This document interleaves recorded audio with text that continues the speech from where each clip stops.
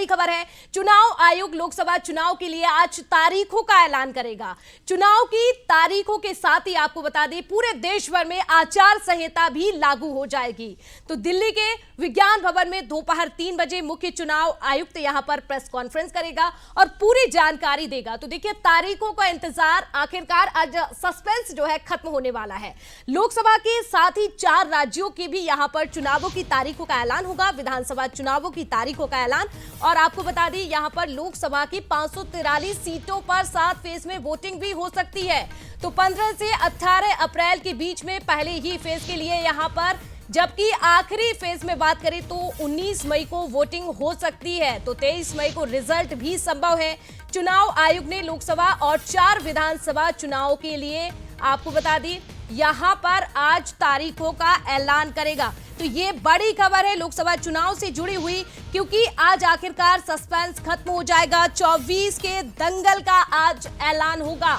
तो 3 बजे, जब घड़ी में 3 बजेंगे वैसे ही यहां पर जानकारी मिल जाएगी चुनाव की तारीखों का, जिसका इंतजार किया जा रहा है। 97 करोड़ मतदाताओं के लिए देश भर में करीब 12,05,000 मतदान केंद्र भी बने हो सकते हैं, इसकी जानकारी भी आज मिलेगी। तो 4 विधानसभा चुनावों के लिए जहां पर 3,04,000 केंद्रीय बलों की मांग भी की जा रही है। और देखिए अब तैयारियां भी पूरी हैं, पार्टियों की ओर से उम्मीदवारों की घोषणा लगातार की जा रही है। लेकिन आज महत्वपूर्ण दिन इसलिए हो जाता है कि मैदान में आखिर लड़ना कौन से दिन है। अभी तक अब चर्चा की है प्रत्याशियों को लेकर, उम्मीदवारों को लेकर, लेकिन अब तारीखों का इंतजार भी खत्म होने वाला है। तो दोपहर 3 बजे चुनाव की तारीखों का ऐलान होगा।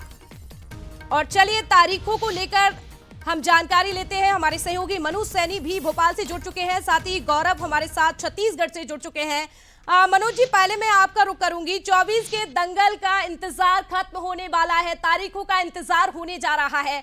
किस तरह से देखें आज का दिन कितना महत्वपूर्ण है? देखिए बहुत ही महत्वपूर्ण दिन है आज, और जैसा आप कह रही थी करीब 97 करोड़ मतदाता भाग्य का फैसला करेंगे आज के बाद, क्योंकि आज के बाद तारीखें घोषित हो जाएंगी। पिछली बार 10 मार्च को प्रेस कॉन्फ्रेंस हुई थी और उसके बाद अलग अलग चरणों में हमने मतदान देखा था। 4 चरणों में मध्य प्रदेश में मतदान हुआ था, लेकिन इस बार उम्मीदें हैं कि 3 चरणों में मतदान होगा मध्य प्रदेश में। पूरी तैयारियां हैं, चाहे केंद्र की बात करें या राज्य की बात करें। और इसके इतर हम देखें तो इस बार महिला वोटर्स की संख्या काफी बड़ी, करीब 1 करोड़ मतदाता नए तैयार हुए। और इसलिए दोनों दलों की नजरें भी, बीजेपी हो या कांग्रेस, खासकर भारतीय जनता पार्टी ने तो 33% आरक्षण जैसी बात करके तमाम तरह की चीजें देने का प्रयास किया है।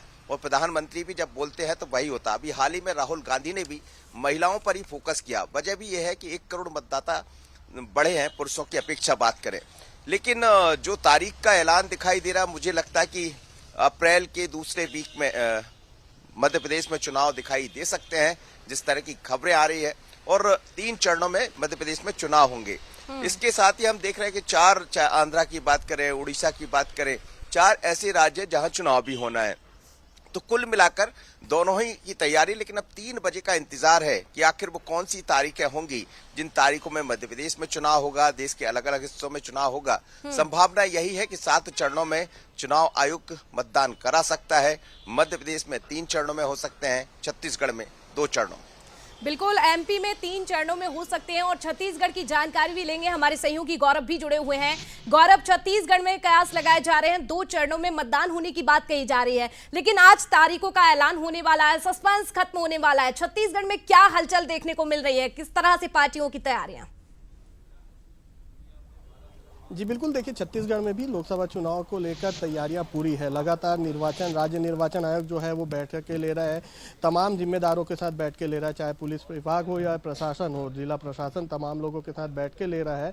और उनकी भी तैयारियां पूरी है। बस इंतजार है तो दोपहर 3 बजे का, जब केंद्रीय निर्वाचन आयोग जो है वो पीसी लेकर तिथि की घोषणा करेगा। पिछले यदि 2019 चुनाव की बात करें तो 3 चरण में छत्तीसगढ़ में चुनाव हुआ था। पहले चरण में बस्तर में हुआ था और दूसरे चरण में यदि बात करें तो राजनांदगांव और कांकेर लोकसभा सीट में चुनाव हुआ था। और उसके बाद जो आखिरी चरण था उसमें तमाम लोकसभा सीटों में जो है मतदान हुआ था। और लगातार जो चुनाव है उसे लेकर यहाँ पर तैयारियां भी चल रही है। और हमारे साथ कैबिनेट मंत्री केदार कश्यप भी मौजूद है, हम उनसे ही बात करते हैं। कश्यप जी, आज तिथि की घोषणा हो जाएगी, किस तरीके से तैयारियां हैं और कैसे देखते हैं? देखिए, आज इलेक्शन कमीशन का प्रेस कॉन्फ्रेंस है और भारतीय जनता पार्टी 365 दिन काम करती है और जैसा कि पूरे देश में एक वातावरण है, देश प्रदेश में भी वातावरण है, लेकिन भारतीय जनता पार्टी कार्यकर्ता जीत के प्रति आश्वस्त होने के नाते कोई चुपचाप बैठा नहीं रहेगा। मोदी जी की जितनी भी नीतियां हैं, मोदी जी के जितने भी कार्य हैं, उन कार्यों को निचले स्तर तक पहुंचाने का कार्य करेगा। पिछले बार 3 चरण में चुनाव हुआ था, इस बार क्या उम्मीद लग रही है, कैसा 2 चरण में होगा, 3 चरण में होगा? अब ये तो इलेक्शन कमीशन तय करेगा और पिछली बार 2 चरण में हुआ था और देखिए जो जैसी भी स्थिति होगी उस स्थिति से चुनाव को अच्छे तरीके से संपन्न कराया जाएगा। बतौर सत्ता में आप लोगों की क्या तैयारी है, किस तरीके से देख रहे हैं इसको, तिथि को किस तरीके से देख रहे हैं और चुनौतियां क्या रहेंगी? देखिए, चुनौतियां तो जो थी वो कांग्रेस ने जिस तरीके से पिछले 5 वर्षों में जो सरकार में रहते हुए काम किया उससे लोग बड़े दुखी थे।